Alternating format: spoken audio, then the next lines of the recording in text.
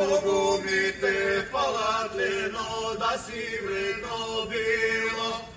Освен објектите кои се културно наследство, на туристите да им нудиме да чујат и видат нематеријално културно наследство.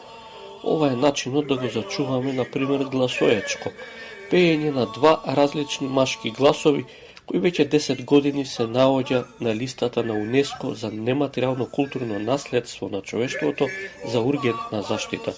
Вели Мирослав Гавровски од трио Гавровски и од Тетово, кои се меѓу ретките изведувачи.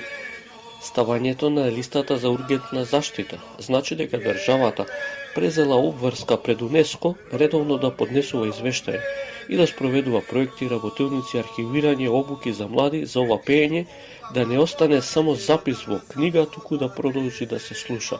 Тоа што јас навистина би бил горд доколку Македонија тоа може да го спроведе или општините кон отворање на етноинкубатори кои што навистина таму ќе се спојуваат луѓето кои што им останало барем во меморијата, во сеќавање, во трансмисијата од нивните предци за да се оживува, да се направи еден рефреш, што би рекле, во однос на изведбата на онака како што е во правилната, оригиналната форма. Иако сме во ера на развој на технологија и вештачка интелигенција, има начин да се зачува и пренесе оваа културна традиција на наредните генерации.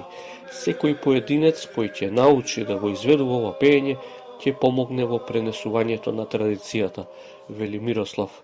Треба да имаме два правци. Едниот правец да води кон задржување на основната форма на традицијата, а другиот да биде во модерна форма, може да се прават и модерни звуци со огромна и исклучителна вклученост на експерти во оваа област, етномузиколози, антрополози, етнокоролози и носители кои што до ден денес можат тоа да го третираат во посериозна форма и на тој начин за да може да обстои и понатаму.